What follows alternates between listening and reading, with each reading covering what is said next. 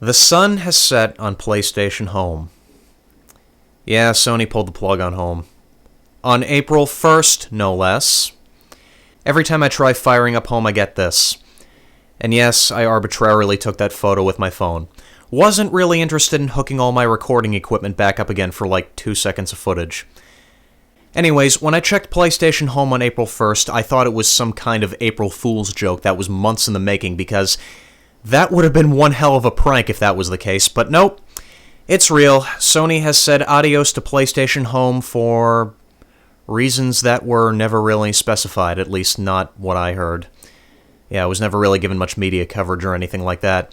I heard that Sony was never able to achieve what they originally envisioned because the PS3 didn't have enough processing power, or the wireless adapter wasn't strong enough. I heard that Home wasn't profitable enough. I heard a whole bunch of things. I'm not gonna lie, I'm a little angry about this, especially considering I poured over $100 fucking of my money into this goddamn service. But I'm more sad than anything else because I'm really gonna miss this place. Especially my Warhawk apartment. This is one of my favorite fucking apartments. I'm gonna miss the views, strategizing on this little table here, playing this little minigame with these figurines. Wasn't anything special, but I enjoyed playing it. Gonna miss the other minigame as well, which was fucking awesome. I'm really gonna miss building my city in City Tycoon, again, something of mine that will never be completed. And look at this. This is what we call the Neptune Suite. Fucking awesome. There's even a giant whale that swims by like every 30 seconds. I think there's a shark too, and a couple submarines you can see floating around.